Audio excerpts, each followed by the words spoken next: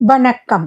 பசியின் வாசிப்புகளில் கம்பராமாயணம், ஆரண்ய காண்டம், ஜடாயு உயிர் நீத்த படலத்தின் தொடர்ச்சி. ராவணன் அப்படிச் சென்றதை மயக்கம் தெளிந்த ஜடாயு கண்டான். சீதை மயங்கி விழுந்ததையும் அவன் பார்த்தான்.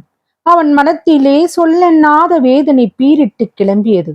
என் பிள்ளைகளான ராமலக்ஷ்மணர் இன்னும் வரவில்லையே, என் மருமகளுக்கு நேர்ந்த துன்பத்தை நீக்கினேன் என்ற உண்மையான புகழை தந்திடாத விதி தர்மத்தின் வேலியை முறித்து விட்டது. இனி என்ன செயல் விளையுமோ? ராவணனை கொல்லும் வீரர்களான ராமலக்ஷ்மணர் இங்கிருந்தால் சீதைக்கு துன்பம் நேருமோ? அவர்களுக்கு என்ன நேர்ந்தது என்று தெரியவில்லையே. சிறிய தாயாகிய கைகேயின் வஞ்சனைத்தான் இப்படி முடிந்து விட்டதோ? ஸ்ரீமன் நாராயணன் அல்லவா ராமபிரானாய் வந்துதித்தார். அவர் இந்த அரக்கனால் வெல்லப்படுவதற்கு உரியவரோ? அரக்கன் திருட்டுத்தனமான மாயச் செயலால் இப்படி வஞ்சனை செய்தானே. ராமர் இச்செய்தியை அறிந்த பின் தமக்கு ஏற்பட்ட இப்பழியை அரக்கர் குலத்தை வேரோடு அழித்து தீர்த்து கொள்வார். ராவணன் பிரம்மன் தந்த சாபத்துக்கு அஞ்சி சீதையை தீண்ட மாட்டான் என்றெல்லாம் கூறி ஜடாயு மறுகணம் என் சிறகு இப்போது அழிந்து விட்டாலும் சீதையின் கற்பு அழியாது என்று எண்ணி சற்றே துன்பம் நீங்கினான். கடைசியில் ஜடாயு தன் துண்டுபட்ட சிறகுகளில் இருந்து ரத்தம் பெருகி வழிந்ததால் தளர்ச்சி அடையவும் சீதையை மீட்க முடியவில்லையே என்று நினைத்த வெட்கமும் ராமலக்ஷ்மணர் மேல் கொண்ட மிகுந்த அன்பும் நெஞ்சில் நிறைந்து நிற்க அறிவு அழியாதவனாய் தூங்கி போனான். சீதையை தூக்கிச் சென்று இலங்கை அடைந்த ராவணன் அவளை தொடுவதற்கு அஞ்சி அவளை அசோகவனத்தில் சிம்சுபா மரத்தின் கீழ் ராட்சச மாதர்கள் காவல் புரிய சிறை வைத்தான். அன்னையின் கட்டளைப்படி ராமரை தேடிச் சென்ற லக்ஷ்மணன் அவரை கண்டான். கண்ணும் மனமும் கலிக்க மகிழ்ச்சி அடைந்தான். சீதையின் நிலை அரக்கனின் பொய்க்குரலால் என்ன நிலையில் இருக்குமோ என்று அஞ்சியபடி பர்ணசாலையை நோக்கி விரைந்து வந்து கொண்டிருந்த ராமரும் அவனை பார்த்தார். இவன் ஏன் இங்கு வருகிறான்? சீதையின் பேதைத்தனமான வார்த்தைகளை கேட்டு வந்து இப்போது அவளுக்கு என்ன தீங்கு நேர்ந்திருக்குமோ என்று அஞ்சி திரும்புகிறேன். எப்போதுமே என் கட்டளையை மீறும் தகாத செயலை செய்யாதவன் இப்போது அதை செய்வதனால் மனத்தோடு உடலும் சோர வருகிறானே, இது ஏன்? ஆம், சீதையே அரக்கனின் செயலை உணராது மாரீசன் கூறிய வார்த்தையை மெய்யென்று எண்ணிய தன் பேதை குணத்தால் மனங்கலங்கி வன் சொற்களை சொல்லி அனுப்பவே தனக்காக இல்லாவிட்டாலும் அவளுக்காக வந்திருக்கின்றான் என்று எண்ணிய ராமர் அருகே வந்த தம்பியை இறுக அணைத்து கொண்டு இங்கே எதற்காக வந்தாய் தம்பி என்று கேட்டார். அண்ணா, தங்கள் குரல் போல் ஒலித்த அரக்கனின் குரலை அந்நியார் தங்கள் குரலே என்று எண்ணி விட்டார்கள். ஆகவே என்னை உடனே தங்களை பார்த்து வருமாறு ஏவினார்கள். அப்போது நான் இது அண்ணாவின் குரல் இல்லை, அரக்கனின் குரல் என்று சொன்னேன். ஆனால் அவர் என் பேச்சை கேட்கவில்லை, நம்பவும் இல்லை. எனவே அவர்கள் மீண்டும் என்னை தங்களை உடனே பார்த்து வரும்படி வற்புறுத்தினார்கள். நான் எவ்வளவோ மேலும் எடுத்துச் சொன்னேன். நான் சொன்னதை கேட்டு உண்மை அறியவில்லை. தங்களின் புஜபலத்தையும் எண்ணி பார்க்கவில்லை. அதற்கு மாறாக மிகுந்த கோபத்துடன் என்னை பார்த்து நீ என் கணவர் இருக்கும் இடத்துக்கு செல்லாமல் இங்கே நின்று கொண்டிருந்தால் நான் நெருப்பில் குதித்து உயிர் விடுவேன் என்று கூறினார்கள். அத்தோடு அவர்கள் நிற்கவில்லை, உடனே தீமூட்டவும் ஆரம்பித்து விட்டார்கள். அதனால் அவருக்கு சமாதானம் சொல்லிவிட்டு தங்களை அழைத்து செல்வதற்கு புறப்பட்டு வந்தேன் என்றான் உடனே லக்ஷ்மணன். அதை கேட்டு சிந்தித்த ராமர், இவன் அவளை விட்டு பிரிந்து வராமல் இருந்தால் அவள் உயிருக்கு தீங்கில்லை.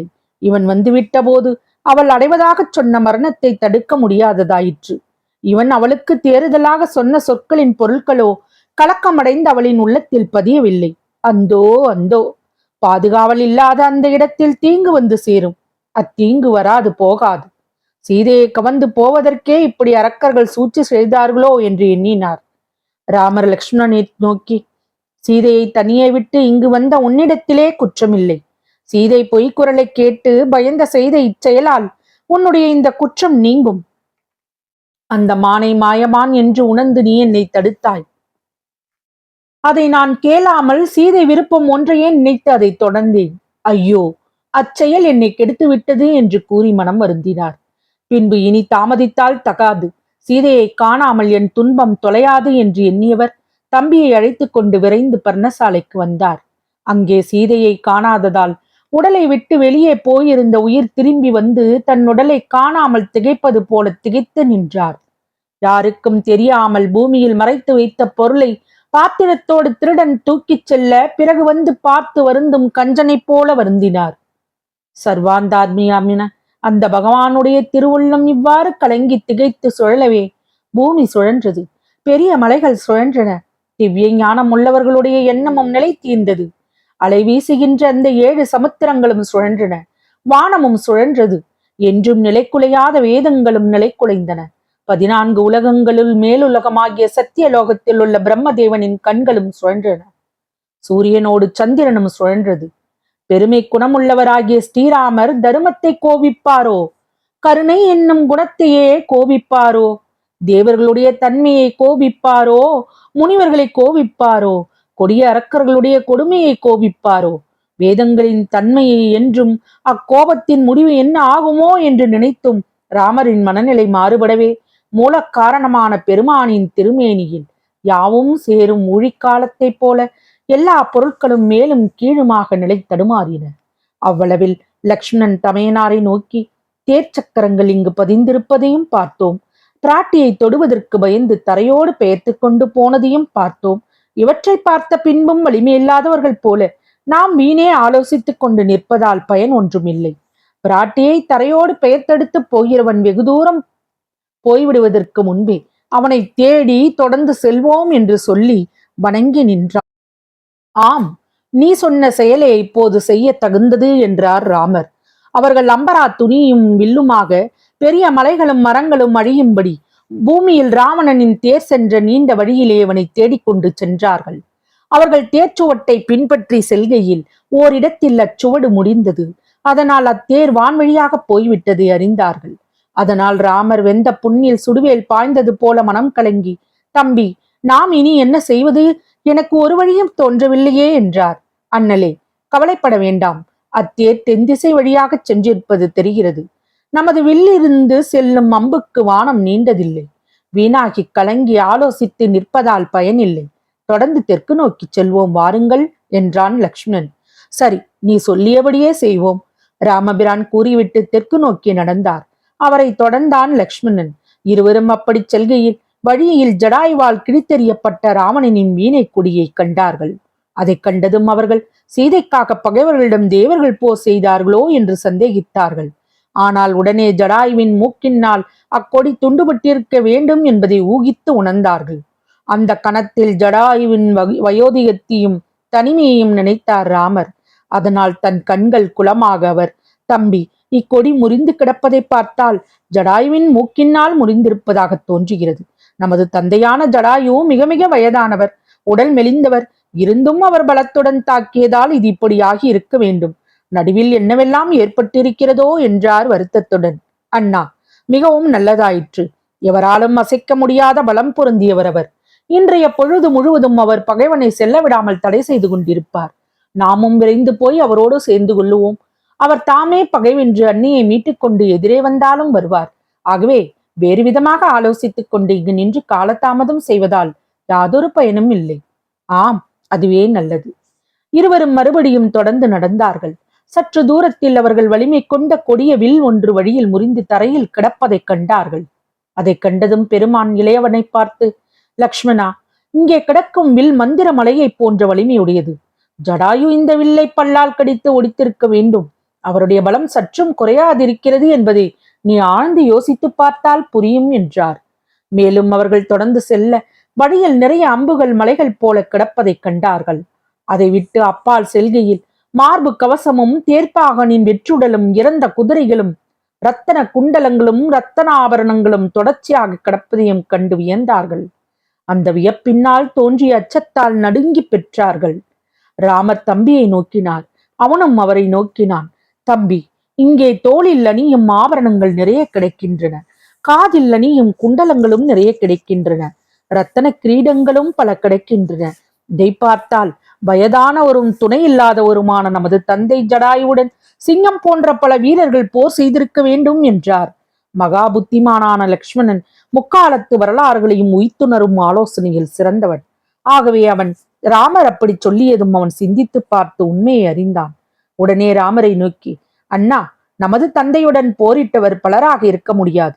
ஏனெனில் இங்கே பல தோளணிகளும் குண்டலங்களும் கிரீடங்களும் மட்டுமே கிடைக்கின்றன. கால்களின் வீரக்கழல்களையோ கால்கள் துண்டப்பட்ட பகுதிகளையோ காணவில்லை. ஆதலால் ஒருவனே போர் செய்திருக்க வேண்டும். அவனும் 10 தலைகளையும் 20 தோள்களையும் உடைய ராவணனாகத்தான் இருக்கக்கூடும் என்று கூறினான். அதை கேட்ட ராமர் மேலும் தெற்கு பக்கமாகவே நடக்கையில் தமது தந்தையான ஜடாயு தன்னுடைய 2 சிறகுகளையும் இழந்து மந்திர மலை போல் இரத்த வெள்ளத்திலே கிடப்பதைக் கண்டார். அடுத்த வினாடி திடுக்கிட்டார். கண்கள் குளமாக நெஞ்சில் துன்பச் சுமை ஏற ஜடாயுவின் மேல் விழுந்தார். அப்படி விழுந்தவுடனே அவர் மூச்சித்தார். அதைக் கண்டு பயந்த லக்ஷ்மணன் அவரை எடுத்து தன் மடிமேல் கிடத்தி தண்ணீரை முகத்தில் தெளித்தான். ராமர் மூச்சை தெளிந்தார். உடனே மீண்டும் அவர் நெஞ்சில் அந்த துன்பம் கவிந்தது. அவர் தமது தகப்பன்மார்கள் தமக்காக இறக்கும்படி எந்த புத்திரர்களாவது எனக்கு முன் செய்திருக்கின்றார்களா? எனது தந்தையார் என் பிரிவால் முன்பே இறந்து விட்டார். என் தந்தையே, எனக்கு உதவி செய்வதற்காக நீரும் இறந்து விட்டீரோ? ஐயோ, பாவியாகிய நான் தந்தையர் இருவரும் தடுக்க முடியாத யமனாயிருந்தேனே. என் தாயை போன்றவரே, நீர் ஒரு துணையுமின்றி தனியே நிற்பதையும் ஒரு பொருளாக கருதாமல் என் மனைவியின் துன்பத்தை தீர்ப்பதற்கு முயன்று உமது உறவின் கடமையை நீர் தீர்த்து கொண்டீர். உறவுக்குரிய கடமையை சிறிதும் தீர்க்காத நான் என்ன பயனை பெற இப்பொழுது கலக்க முறுகிறேன்? இப்படி நேர்ந்த தீமையால் நான் இறந்தவனே. எனக்கு ஏற்பட்ட அவமானத்தால் என் உயிர் போயிருக்க வேண்டும். போகாவிட்டால் நானே என் உயிரை போக்கிக் கொண்டிருக்க வேண்டும். முனிவர்களின் குறையை போக்க நான் எடுத்துக்கொண்ட சபதத்தால் நான் இன்னும் உயிர் வாழ்ந்திருக்கின்றேன். இல்லையேல் மரம் போல் வளர்ந்த தீவினை உடைய நான் பெரிய வஞ்சனை நிறைந்த இப்பிறவியை விரும்பேன். என்னால் காக்கப்பட வேண்டியவள் என் மனைவி. அப்படி என்னால் காக்கப்படாததால் அவள் இன்னொருவன் கைப்பட்டாள். அந்த பகைவனிடம் இருந்து அவளை காக்கச் சென்ற நீர் இறந்தீரே. அவனோ இன்னும் இரவாமல் உயிரோடு இருக்கின்றான். நானோ அம்புகளையும் வில்லையும் சுமந்து கொண்டு ஏதும் செய்யாமல் தோற்றத்தில் வீரன் போல நிற்கின்றேன். உண்மையாக பார்த்தால் நான் பெரிய மரம் போல் ஓங்கி வளர்ந்து பயனின்றி நிற்கின்றேன். இறகுகளின் வலிமையுடையவரே, அளவற்ற பற்கள் உடையவரே, இனி என்னை போல் புகழுடையவர் உலகத்தில் இருக்கின்றனரா? ஆயுதம் இல்லாத உம்மை உடைய ஆயுதத்தை உடைய பகைவன் கொன்று போய்விட ஆயுதம் படைத்த நான் ஒன்றும் செய்யாது நிற்கின்றேனே. நான் பெரும் வீரனன்றோ என்றெல்லாம் கூறி புலம்பினார். மதிமயங்கினார். இளைய பெருமாளும் அழுது மயங்கும் நிலையை அடைந்தான். அப்போது ஜடாயு உள்ளத்தில் சிறிதே உணர்ச்சி தோண்ட துன்பத்தோடு சுவாசம் விட்டு கொண்ட இருவரையும் கண் திறந்து பார்த்தான். தன் எதிரே இருந்த ராமலட்சுமணர்களை கண்டதும் 7 உலகங்களையும் அடைந்தவன் போல அளவற்ற மகிழ்ச்சி அடைந்தான். வழியை நீக்கிவிட்டேன் என்று எண்ணினான். தன் முன் நின்று அவர்களை அருகே அழைத்தான் ஜடாயு. அவர்கள் அவன் அருகே நின்றார்கள். தன் அருகில் வந்து அவர்களை பார்த்து, பயனற்றதும் படிப்படைந்ததுமான எனது உடம்பை இப்பொழுது ஒழிக்கப் போகின்றவனான நான் எனது நல்வினை பயனால் இப்போது உங்களை பார்க்க பெற்றேன். வாருங்கள் என்று கூறி தனது மூக்கினால் அவர்களுடைய தலையுச்சியை மாறி மாறி பலமுறை மோந்தான். பின்பு அவர்களை பார்த்து, பொன்மான் வந்த பொழுதும் கபட சந்நியாசி வந்த பொழுதும் அவ்வரவு மாயையால் ஆகியது என்று நினைத்தேன். ஆயினும் நீங்கள் இருவரும் பர்ணசாலையில் இருக்கின்றீர்கள் என்று எண்ணி இருந்தேன். இப்படி பாதுகாப்பில்லாமல் சீதையை தனியே விட்டு இருவரும் சென்றிருக்கிறீர்கள் என்பதை நான் அறியவில்லை என்றான். தொடரும் வசியின் வாசிப்புகள் பிடித்திருக்கும் என்று நம்புகிறேன். எனக்கு சப்ஸ்கிரைப் செய்து, லைக் செய்து, ஷேர் செய்யவும். தங்களின் மேலான கருத்துக்களை கமெண்டில் பதிவிடவும். அதுவே எனக்கு உற்சாகமூட்டும். நன்றி.